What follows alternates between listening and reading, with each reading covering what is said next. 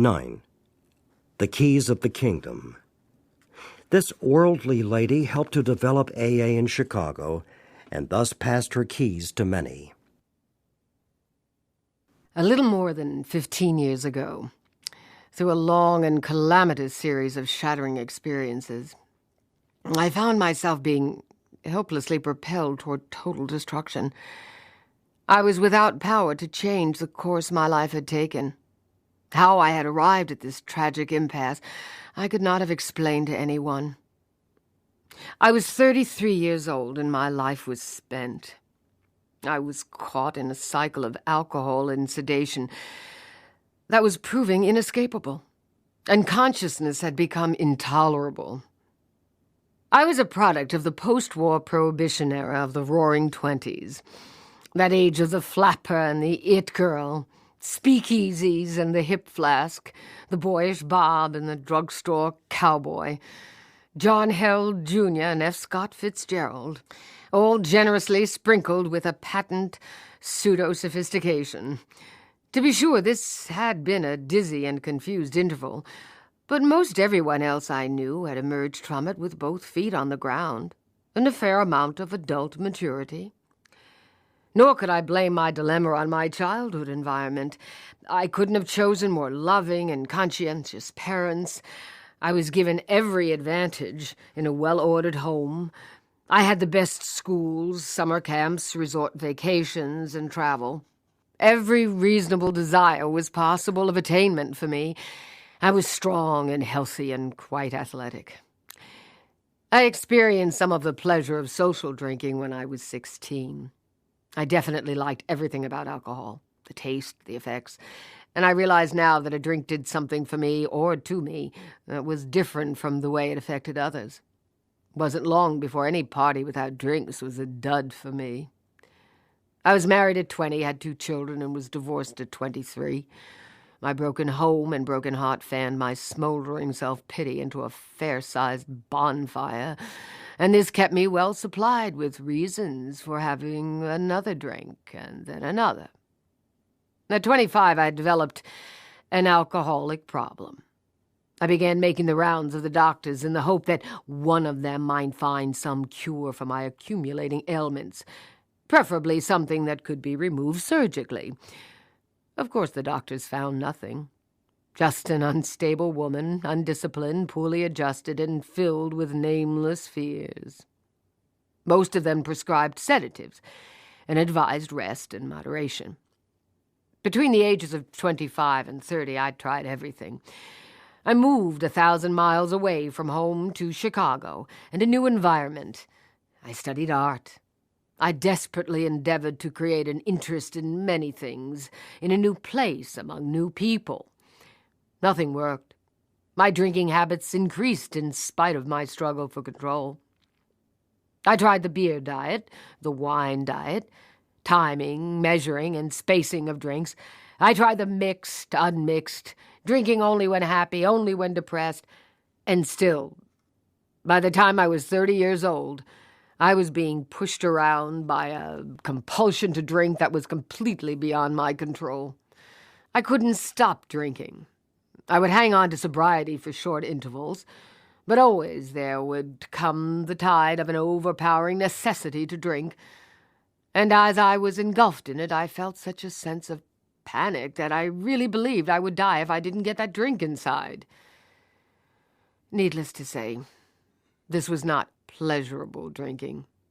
I had long since given up any pretense of the social cocktail hour. This was drinking in sheer desperation, alone, and locked behind my own door. Alone in the relative safety of my home because I knew I dare not risk the danger of blacking out in some public place or at the wheel of a car.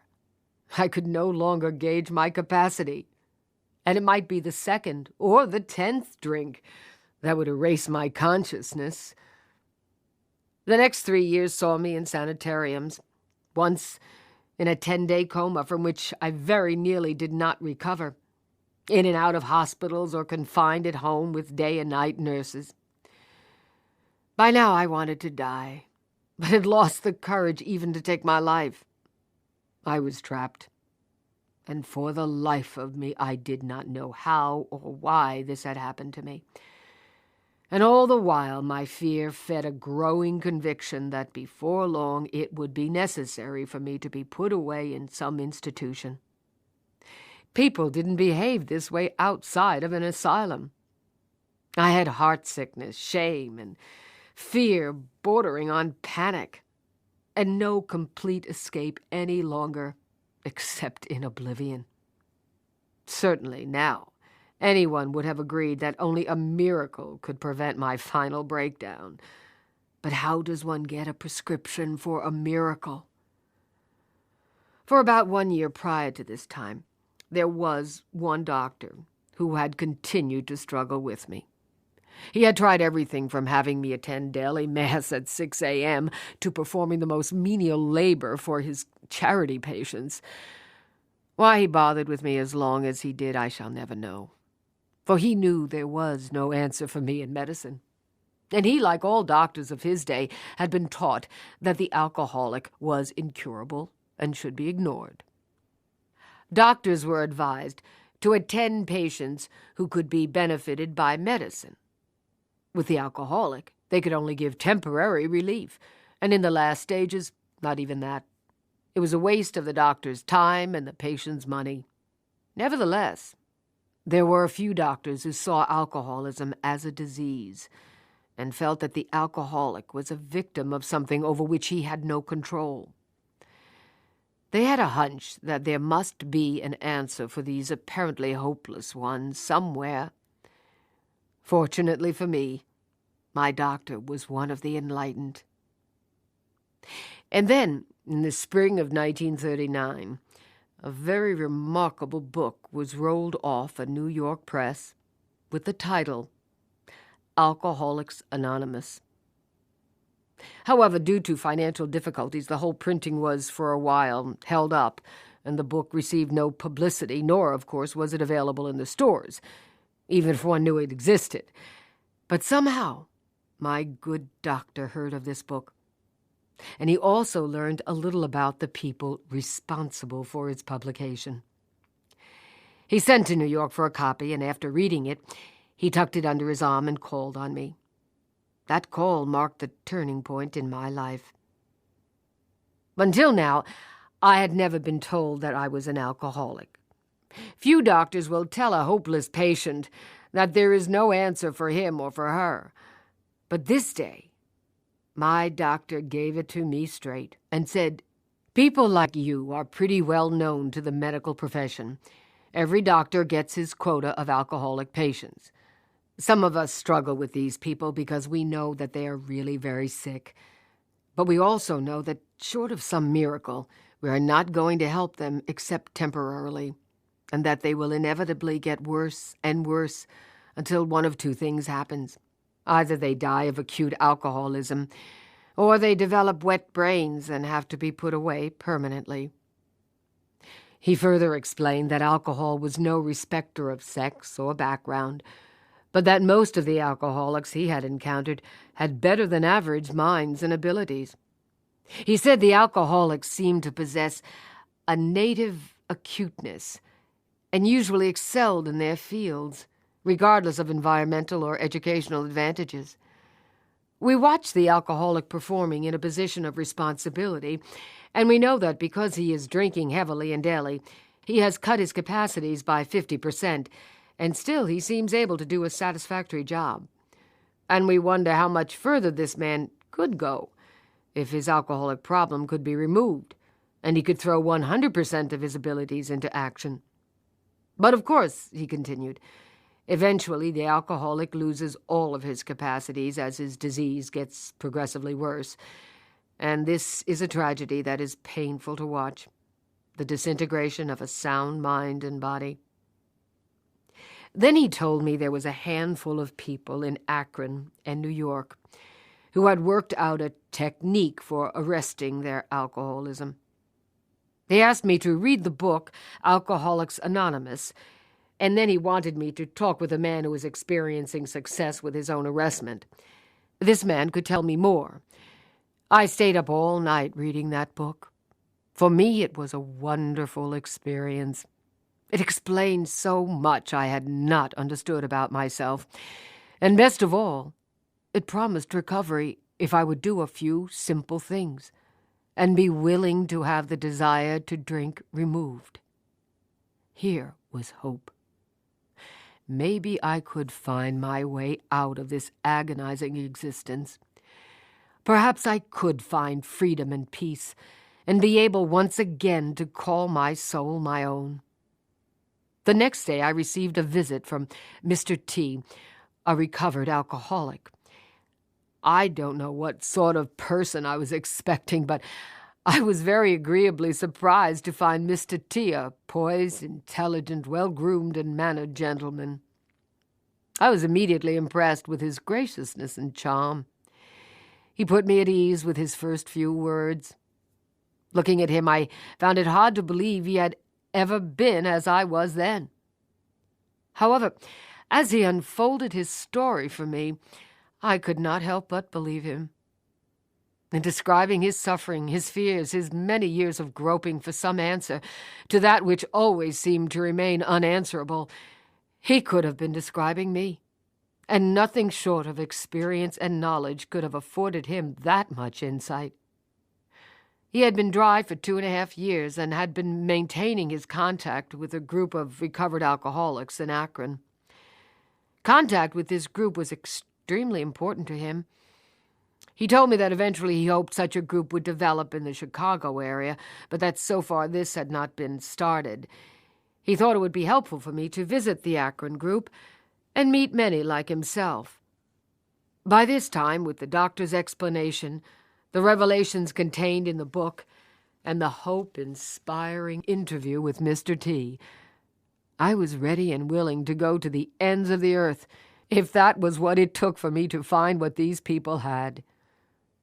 So I went to Akron, and also to Cleveland, and I met more recovered alcoholics. I saw in these people a quality of peace and serenity that I knew I must have for myself. Not only were they at peace with themselves, but they were getting a kick out of life, such as one seldom encounters, except in the very young. They seemed to have all the ingredients for successful living: philosophy, faith, a sense of humor. They could laugh at themselves, clear-cut objectives, appreciation, and most especially appreciation and sympathetic understanding for their fellow man. Nothing in their lives took precedence over their response to a call for help from some alcoholic in need. They would travel miles and stay up all night with someone they had never laid eyes on before, and think nothing of it. Far from expecting praise for their deeds, they claimed the performance a privilege and insisted that they invariably received more than they gave. Extraordinary people. I didn't dare hope I might find for myself all that these people had found, but if I could acquire some small part of their intriguing quality of living and sobriety, that would be enough. Shortly after I returned to Chicago, my doctor, encouraged by the results of my contact with AA, sent us 2 more of his alcoholic patients. By the latter part of September 1939, we had a nucleus of 6 and held our first official group meeting. I had a tough pull back to normal good health. It had been so many years since I had not relied on some artificial crutch, either alcohol or sedatives. Letting go of everything at once was both painful and terrifying. I could never have accomplished this alone. It took the help, understanding, and wonderful companionship that was given so freely to me by my ex-alky friends. This, and the program of recovery embodied in the 12 steps. In learning to practice these steps in my daily living, I began to acquire faith and a philosophy to live by. Whole new vistas were opened up for me, new avenues of experience to be explored, and life began to take on color and interest. In time, I found myself looking forward to each new day with pleasurable anticipation. AA is not a plan for recovery that can be finished and done with. It is a way of life. And the challenge contained in its principles is great enough to keep any human being striving for as long as he lives. We cannot outgrow this plan. As arrested alcoholics, we must have a program for living that allows for limitless expansion. Keeping one foot in front of the other is essential for maintaining our arrestment. Others may idle in a retrogressive groove without too much danger, but retrogression can spell death for us. However, this isn't as rough as it sounds, as we do become grateful for the necessity that makes us toe the line, and we find that we are compensated for a consistent effort by the countless dividends we receive. A complete change takes place in our approach to life. Where we used to run from responsibility, we find ourselves accepting it with gratitude that we can successfully shoulder it.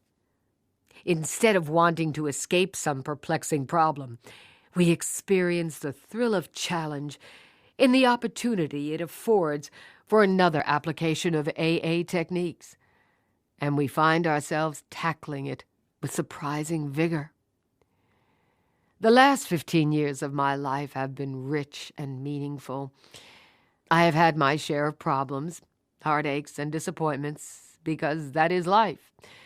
But also, I have known a great deal of joy and a peace that is the handmaiden of an inner freedom.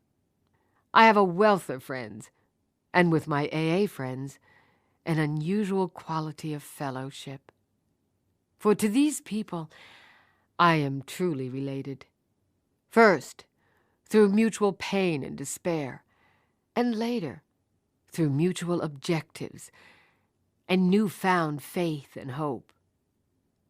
And as the years go by, working together, sharing our experiences with one another, and also sharing a mutual trust, understanding, and love, without strings, without obligation, we acquire relationships that are unique and priceless. There is no more aloneness, with that awful ache so deep in the heart of every alcoholic that nothing before could ever reach it. That ache is gone and never need return again. Now there is a sense of belonging, of being wanted and needed and loved. In return for a bottle and a hangover, we have been given the keys of the kingdom.